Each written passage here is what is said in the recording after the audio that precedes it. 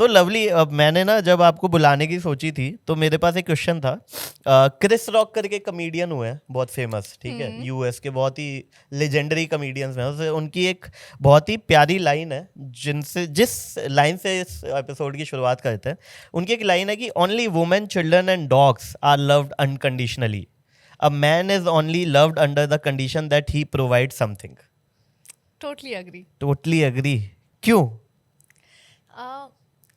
हमने ना आदमियों को बनाया ही इस तरीके से है। अच्छा। अगर आदमियों का स्ट्रक्चर देखें तो उनका इस धरती पे काम क्या है कि वो कमा के लाएगा। अच्छा। अगर वो कमा के नहीं ला रहा है आपके घर में तो आप उस आदमी की इज्जत नहीं करोगे। Men are only valued when they are earning. जिस दिन एक आदमी ने कमाना बंद कर दिया, उसने ये मना कर दिया कि नहीं, अब से मैं नहीं जा सकता हूँ बाहर मेहनत करने के लिए, अब से अब अपना देखो, क्या हम उसकी इज्जत करेंगे? क्या हम उसकी बात सुनेंगे? हम उसकी बात को वैल्यू भी करेंगे? I don't think so. तो this is a sad part of our society कि main are only value till they are earning. एक मूवी आई थी शायद की का, देखी आपने? जी। आई थिंक अर्जुन कपूर और आई थिंक करीना कपूर थी शायद, मुझे जितना याद है शायद है ना, हाँ। ऐसे ही कुछ था शायद। और उसमें अर्जुन कपूर घर पे रहते थे और करीना शायद काम करती थी। तो ये चेंज हो रहा होगा, ऐसा नहीं लगता आपको? मतलब एटलीस्ट अगर नहीं भी कर रहा कोई आदमी काम तो उसकी वैल्यू बिल्कुल नहीं हो रही है आपके हिसाब से घर में? ज़्यादा नहीं होती है। अच्छा। देखो, अगर आप ही बोलो कि मैं अपना बिल्कुल कमाई छोड़ रहा हूँ और घर वाले ये बोले कि क्यों, आप सेकंड ऑप्शन देख लो। अगर हमारे पापा भी आज ये बोल देना कि नहीं, आज से मैं जॉब नहीं जाऊंगा एंड सब अपना अपना देखेंगे, मम्मी अपना देखेंगे, बच्चे अपना देखेंगे, आई am not responsible for your any kind of expenses, salary जो भी आएगी वो अब आ गई, अब मेरा कुछ नहीं है, ठीक है। तो क्या पापा की वैल्यू करोगे? नहीं करोगे। तो आपका कहने का मतलब है कि पैसे से डायरेक्टली रिस्पॉन्स, मतलब पैसा इज डायरेक्टली प्रोपोर्शनल टू कितनी इज्जत आदमी की इज्जत, आदमी की इज्जत। अच्छा। ये हमारा सोसाइटी का रियलिटी है। कुछ परसेंट हो रहा है, देखो बदलाव।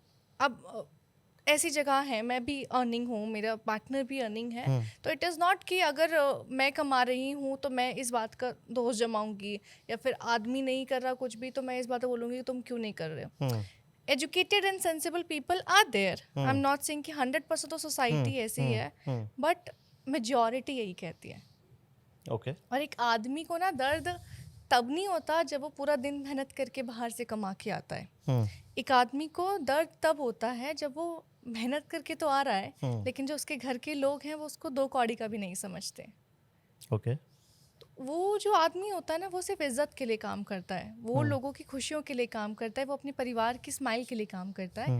एंड हम लोग जो हैं, हम लोग सिर्फ और सिर्फ अपने सेल्फिश रीजंस की वजह से उनके साथ होते हैं कि पापा हमारी ख्वाहिशें पूरी करेंगे, पापा हमको सामान ला के देंगे, पापा ये करेंगे, पापा वो करेंगे, आदमियों का ये हमें प्रोटेक्ट करेगा। For each and every thing हम डिपेंडेंट हैं आदमियों के ऊपर, लेकिन वो टैग लगाना चाहते हैं कि नहीं, हमने तो सब अपने बलबूते पे किया है। ओके।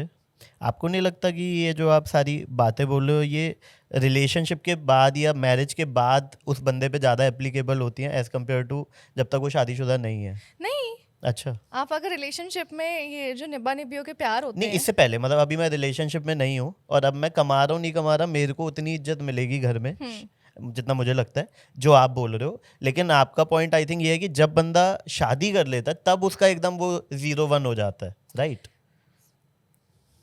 आप शायद थोड़ा सा डिसबैलेंस हो गए हो जी। What I am trying to से। प्लीज। एंड मैं ये कह रही हूँ कि एक आदमी चाहे वो शादी से पहले हो या फिर शादी के बाद में हो, हमने उसके ऊपर जिम्मेदारियां डाली हुई हैं। जिम्मेदारी कमाने की भी है, राइट। घर के डिसीजंस मेकिंग की भी है। राइट। हमने उसके ऊपर ये भी संभाला हुआ है कि भाई वो जो है पूरे घर के जो इमोशनल बैलेंस है वो उसको मेंटेन करके रखेगा। ठीक है। घर को प्रोटेक्शन वो करेगा। ठीक है। अगर एक आदमी का स्ट्रॉन्ग वैल्यू पॉइंट नहीं होता है देन घर वाले से थोड़े से ढीले हो जाते हैं। राइट। तो आदमी तो हर जगह ही है। राइट। शादी के बाद तो उसके ऊपर एक और जिम्मेदारी बड़ी है कि Agree. अब उसको संभालना ही संभालना है, उसके पास कोई ऑप्शन है ही नहीं। बट आपको नहीं लगता जो जैसे समाज हमारा ग्रो किया है, कबीला होते थे पहले, है ना, कबीले में क्या होता था, जो एक आदमी होता था जो सबसे पावरफुल होता था वो पहले लड़ता था, वो एक कबीले से दूसरे कबीले को जीतता था, या जो पहले राजा महाराजा वाला पूरा मॉडल होता था उसमें राजा जीतता था, Yes. फिर उसके ऊपर होता था वो क्या करे। तो एनीवेज मॉडल ऐसे ही डेवलप हुआ है कि एक जो इंसान जो मेल है वो डिसाइड करता है कि भाई क्या करना था। यही तो हमारी अपब्रिंगिंग हुई हुई है शुरू से। बिल्कुल। तो जो आप बोल रहे हो उसमें मतलब जो आप बोल रहे हो या जो समाज कर रहा है उसमें गलत क्या है? गलत ये नहीं है कि हमने आदमियों के ऊपर जिम्मेदारियां डाली जी। हुई हैं, गलत ये है कि वो जो कर रहे हैं उसको हम वैल्यू नहीं कर रहे हैं, हम उसकी रिस्पेक्ट नहीं कर रहे हैं। अच्छा। अगर आदमी कर रहा है तो वो उसकी जिम्मेदारी है, उसको करना है, इसमें नई बात क्या है। मैं ये कह रही हूँ कि हाँ आदमी कर रहा है, बट पता है क्या, हमने हमारी आज़ादी को 75 साल हो गए, हमको इंसान बने हज़ारों साल हो गए। राइट। हमने ये तो बोल दिया कि औरतें बेचारी होती हैं, ठीक है। औरतों पे अत्याचार होते हैं, नो डाउट होते हैं। हमने औरतों को बेचारी बता दिया, आदमियों को इंसान बताना भूल गए कि एज अ ह्यूमन उनको वैल्यू किया जाए, उनको इज्जत दी जाए, उनको भी अधिकार दिया जाए कि वो हंस सकते हैं, वो बोल सकते हैं, वो अपने एक्सप्रेशंस इमोट कर सकते हैं। उनके मन में क्या चल रहा है हमने उनको बताने ही नहीं दिया। ये जो समाज का मॉडल है, हमने उनके अपब्रिंगिंग ऐसी करी है कि नहीं तुम नहीं रो सकते हो, लड़के ऐसे नहीं रोते, क्या तुम लड़कियों की तरह रो रहे हैं, ये हमारी गलती है। लेकिन ये हमारी जिम्मेदारी भी है कि हम इसको थोड़ा बहुत बदलें। At least respect the man who are जो अपनी जिंदगी तुम्हारे लिए दे के बैठे हुए हैं। तो गाइस ऐसी छोटी छोटी क्लिप्स में पैक आपको बड़ा एंटरटेनमेंट चाहिए, so don't forget to like share and subscribe to काफी वाइल्ड लाइफ शो क्लिप्स।